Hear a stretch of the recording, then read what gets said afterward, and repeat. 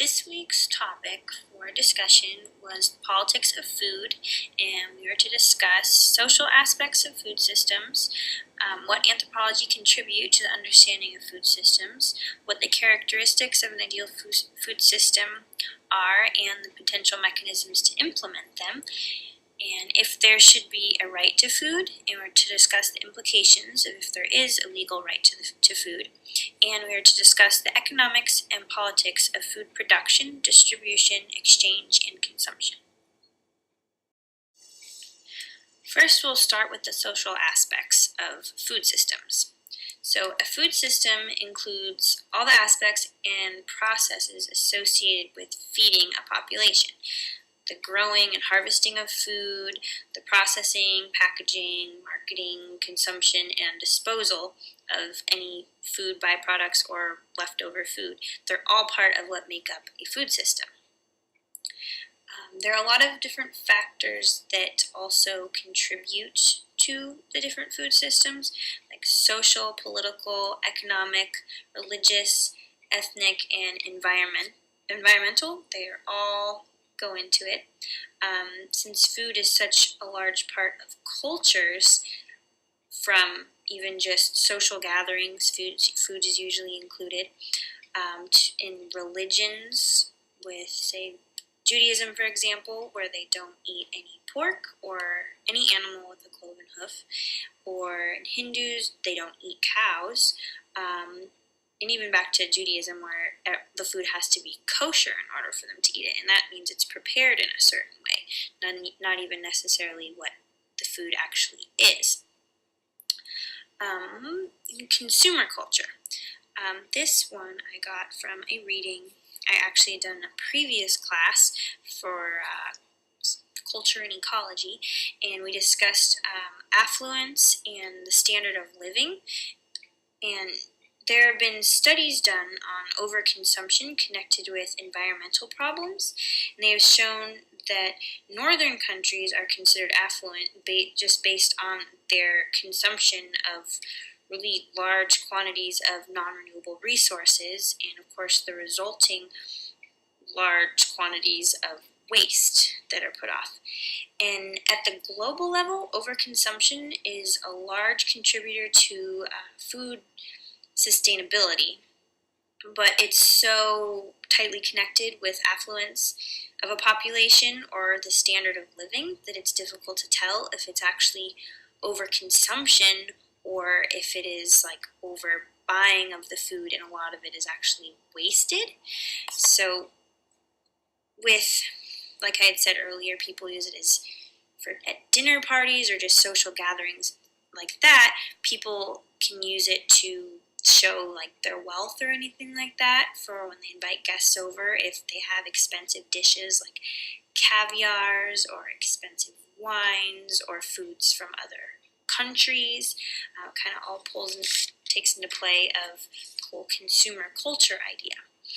Then effects of food systems can be felt on multiple levels with fair labor and wages, the land use and management, public policies, and social and environmental costs that go into production of the food. And all of these change within the stages of food production.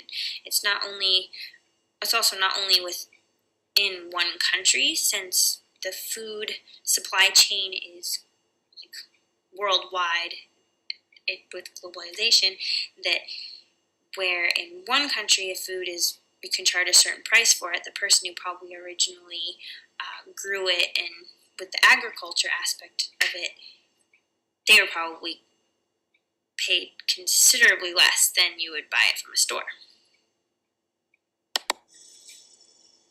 One of the readings from this week was Patricia Allen's Reweaving the Food Security Safety Net, Mediating Entitlement and Entrepreneurship. In this article, something that she talked about was a big contradiction within the American food and agricultural system. And this contradiction was that even though the U.S. is the world's most productive place of agriculture, there's a very noticeable persistence of hunger among the population. Among food producers, consumers, and policymakers in the U.S., there's a general assumption or idea that maximizing agricultural production will ensure an adequate supply of food. It's like abundance of food, you don't have to charge as much. But then it would be low enough prices so that everyone could afford it. But since there is still such a prevalence of hunger, it is contradictory to itself. Large production, yet food prices are still too high for everybody to afford it. Within her article, she also discussed a separation of production and consumption. And here's a quote from her article. The American food system has produced both abundance and food insecurity, with consumption and production dealt with as separate matters. So the community food security projects work towards relinking consumption and production.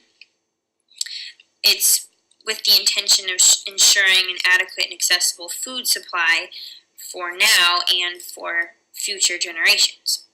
So the development of practical economic alternatives as their main goal for this, and some of them are with creating more farmers markets, urban agricultural, city gardens, or community gardens, and food-based micro enterprises, organic produce, and community-supported agriculture.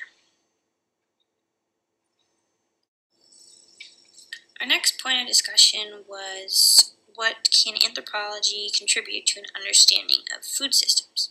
So in anthropological studies, they focus on social, cultural, environmental, and economic aspects so that all of that is contributed into the understanding of how each system works. This way you can identify which areas are lacking and what needs improvement or what should stay the same because it's working really well.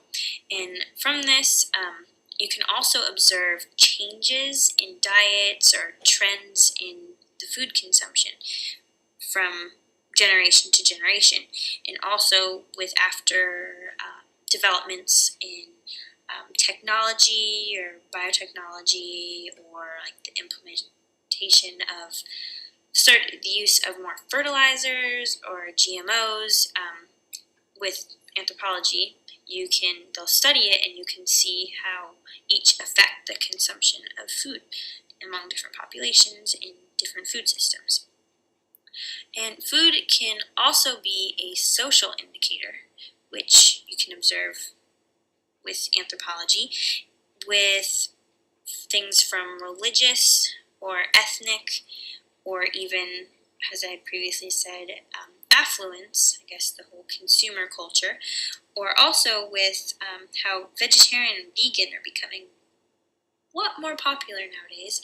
And some are for health reasons, but then they can also be for personal reasons, or issues with how the food industry treats animals, or even just health issues within the food industry. So cutting out any animal products could be considered more healthy because of the way animals are treated or the foods and hormones that go into them. There's been the community food security movement. It's a new movement, and it's to bring the food production back to the community and make it more available for everybody. Again, it's trying to relink production of food with the consumption and making sure that everyone has adequate amounts of food, that nobody's going hungry.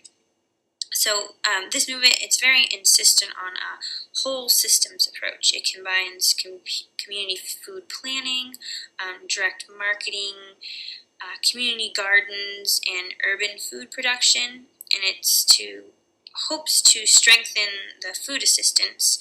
And it also works towards farmland protection with the use of farmlands and pesticides, so there's no leach off of harmful chemicals and things like that. And then they focus on food retail strategies, in community and economic development.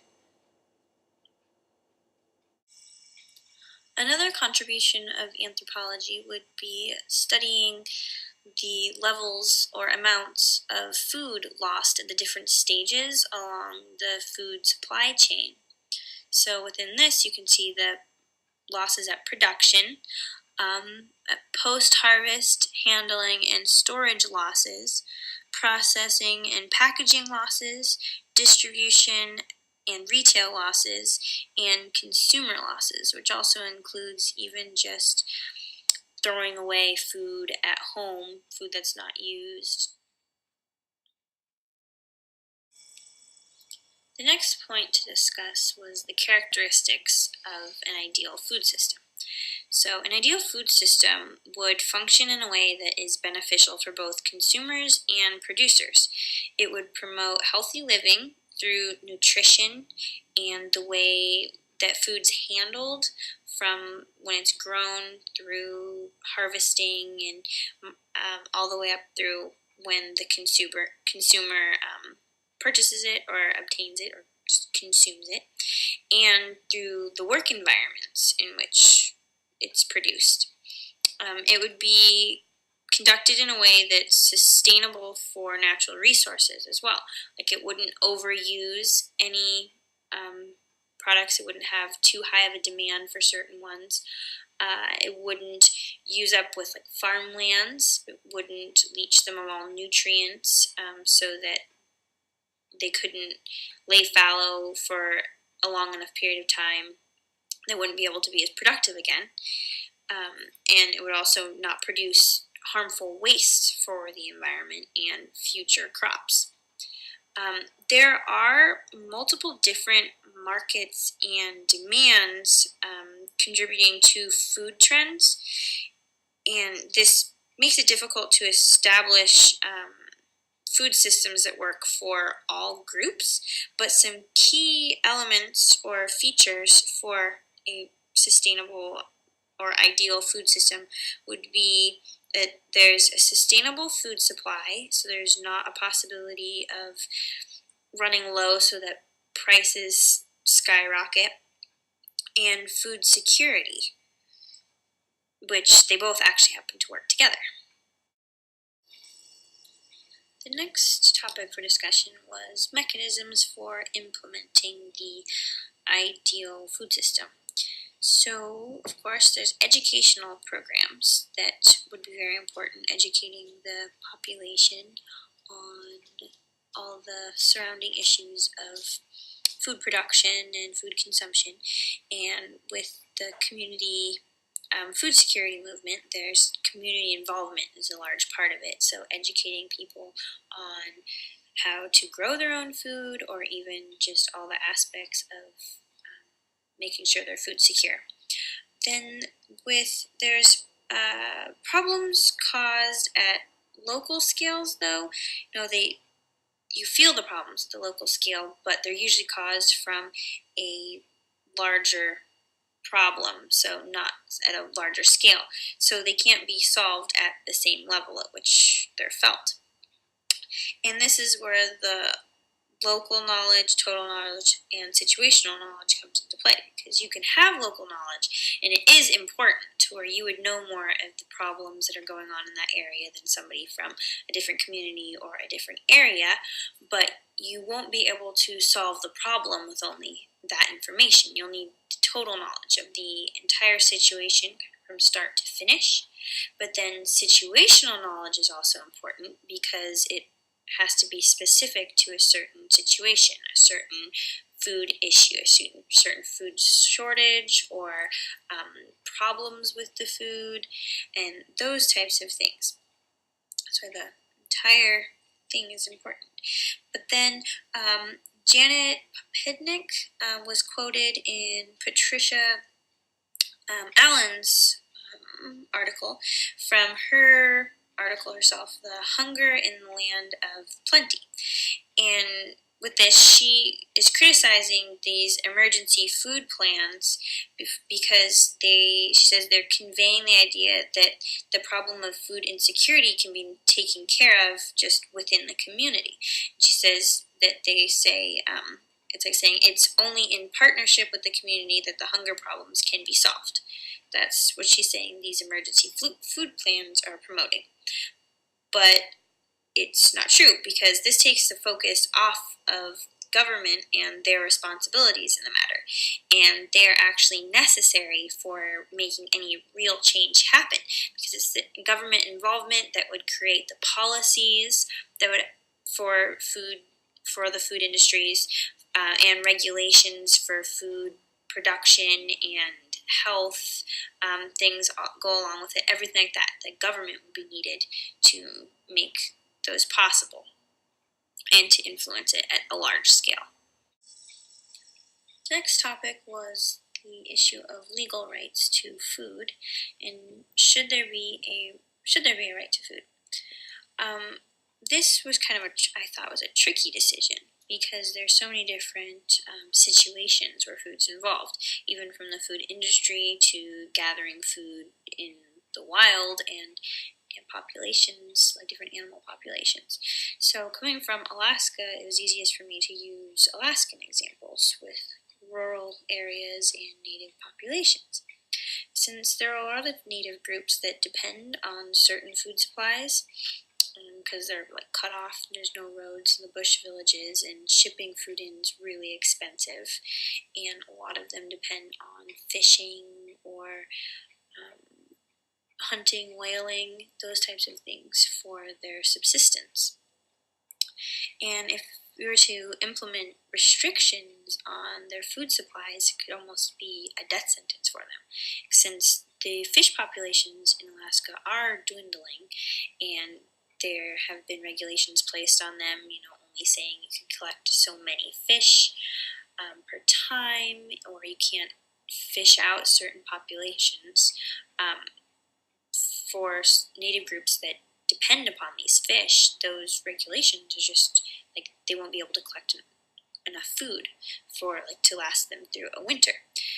Then there's also with whaling, with cultures that depend on whaling, but then if the populations are endangered and it's illegal, then what do they have?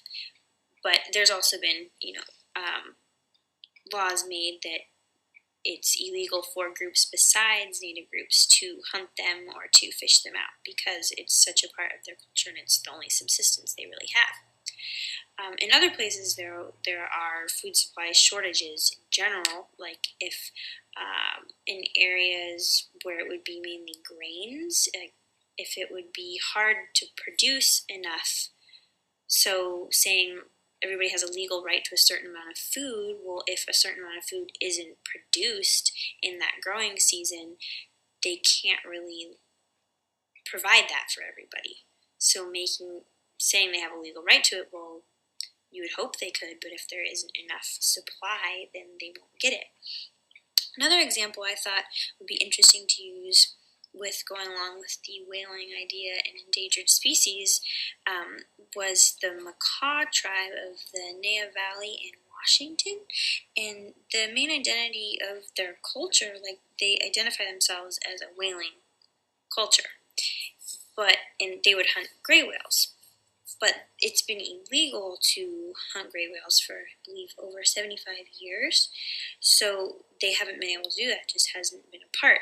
But now that the remaining elders of their group that were around in the days that they were able to get a whale, there's so few of them left, they have been pushing for the right to get another whale. This way they can teach their heritage to the younger generations, and they can know where their cultural identity came from.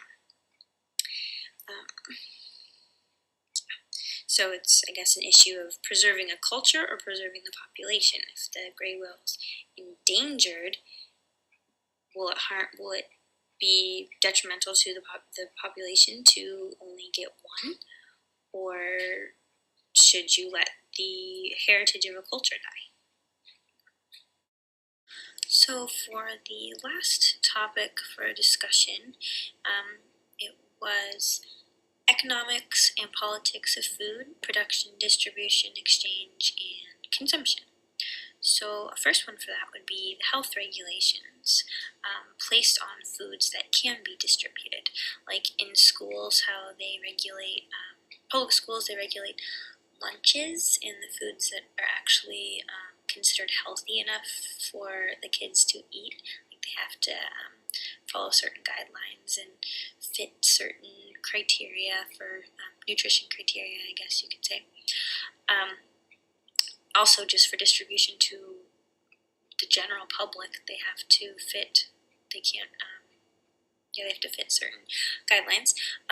Then there's safe work environment, both for the employees, the people working in the food industries and food production, agriculture, and also a safe work environment, meaning making sure that the employees aren't doing anything that they're making sure that the food is produced in a healthy manner, I would say.